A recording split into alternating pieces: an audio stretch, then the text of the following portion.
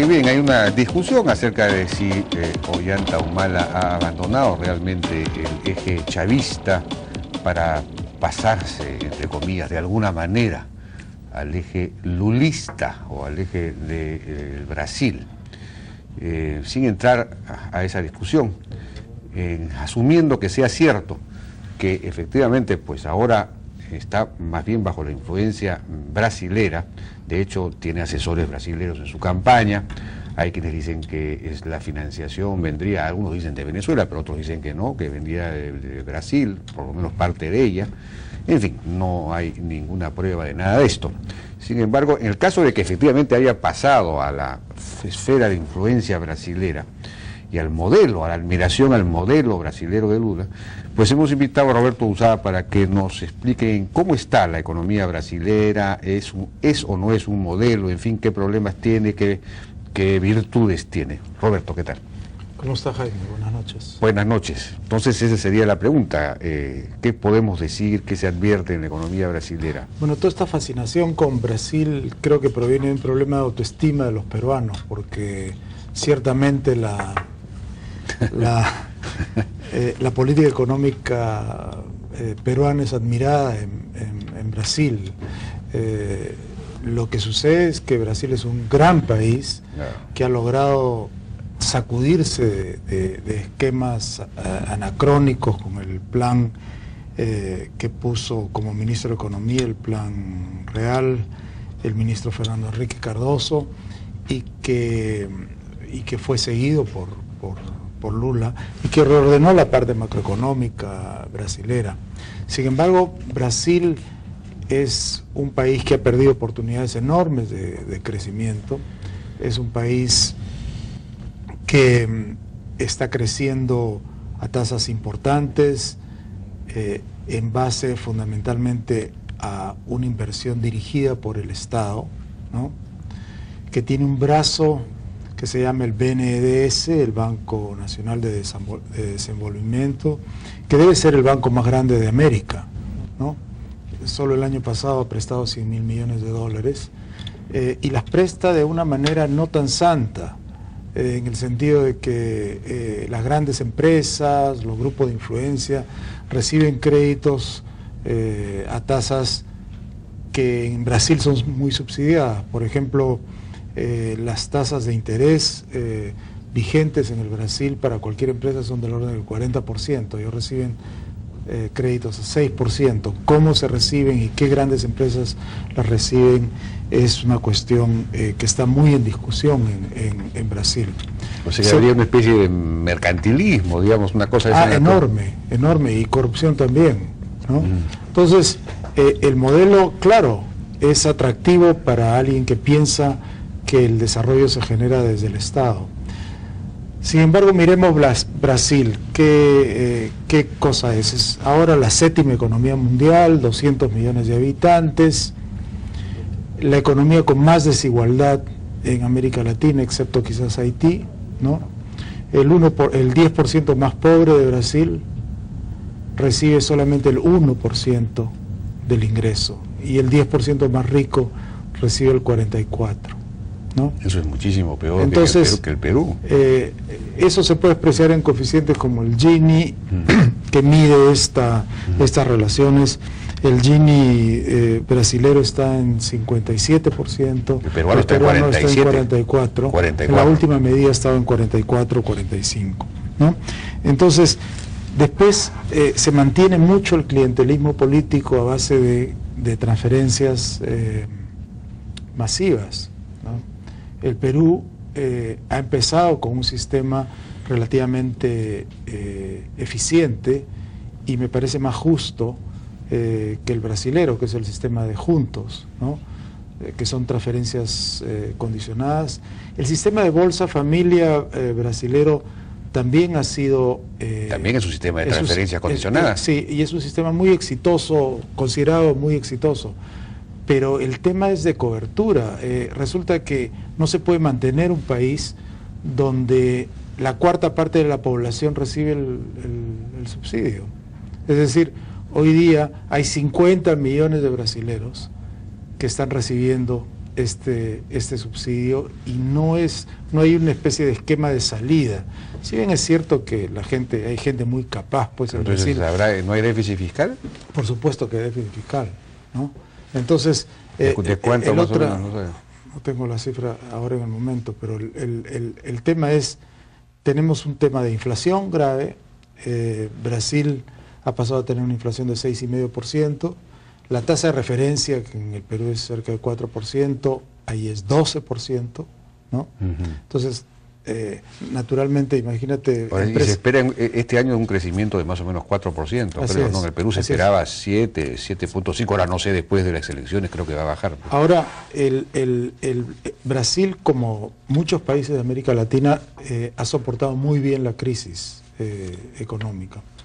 Y es un país con un mercado enorme, claro, ¿no? Muchos economistas hablaron en los años 70 de esta dicotomía entre el Brasil rico y el Brasil pobre, y que dado el tamaño del Brasil rico podía mantener esta situación casi permanentemente, a diferencia, digamos, de un país centroamericano, donde esto generaría un caos político y social. Brasil, un famoso economista, Edmar Baya, acuñó la palabra Belindia, porque dijo, tenemos una Bélgica dentro de una India, ¿no? No. En ese momento hace estos años eran 120 millones de personas y habían 30 millones de ricos, ¿no? De acuerdo. Y luego esto. Entonces, bueno, pero tienen estas empresas privadas muy fuertes, en el Perú ya conocemos varias, empresas constructoras y de otro tipo, Petrobras, que es una empresa pública pero con mucha participación privada también, y ¿no? muy eficiente y, ¿No? y contestataria también de las decisiones del Ejecutivo. O sea, no... Es una empresa autónoma, es se una maneja, empresa bastante está en la bolsa además, ¿no es cierto? Y tiene, es. creo que, no sé qué porcentaje de accionistas privados, pero no sé si es mayor al 50%, creo. No lo sé, pero, por ahí. Pero es importante. Pero, digamos, otras empresas que conocemos acá tienen aparentemente un respaldo del Estado muy grande, ¿no? O forman parte, digamos, del espíritu imperial brasileño. Bueno, ¿no? ¿qué pasa si una empresa constructora quiere venir al país? Tiene, pues, créditos para sus equipos, y allí de nuevo está el BNDES, que es un banco, nuevamente repito, solamente el año pasado ha desembolsado 100.000 millones de dólares. Claro, y sale al mercado y se presta dinero, ¿no? El BNDES, y después agarra esos bonos, digamos, y figuran como un activo del Ejecutivo, ¿no? Entonces no se sabe muy bien cómo entran, si entran en la deuda pública o no brasilera. Y luego las empresas medianas y pequeñas tienen que acceder al crédito muy, muy caro, y tenemos el problema de que eso conduce a que no puedan liberalizar, ¿no? Entonces aprovechan el mercado grande para proteger, y precios muy altos en el mercado doméstico, distintos a los precios a los que exportan. Si tú vas a Plaza BE, a Huawón o a cualquier parte, encontrarás productos brasileros hechos por multinacionales en Brasil, a precios que son la mitad del precio al que los puedes comprar, exactamente la mitad al que los puedes comprar en Sao Paulo. ¿Y por qué esa diferencia? No porque están protegidos internamente, esquilman al productor nacional, al consumidor nacional, y a la hora de exportar tienen que exportar a precios internacionales, si no nadie les compraría, ¿verdad? No. Entonces, desde un producto de limpieza para el hogar hasta un alimento. Entonces, tenemos un nivel de vida, primeramente, está la desigualdad. Segundo, está el tema de los precios, ¿no? Que tiene que ver con el nivel de vida general. El producto per cápita peruano ha superado el año pasado los 5.000 millones de dólares. Y es 5.300 aproximadamente. Sin embargo, el poder adquisitivo, medido en lo que llaman poder adquisitivo, poder de compra, es cerca de 9.000 millones de dólares. En el Perú. Sí. En el Perú. En Brasil es parecido, es 10.000. Sin embargo, el per cápita comparable con el nuestro es 11.000.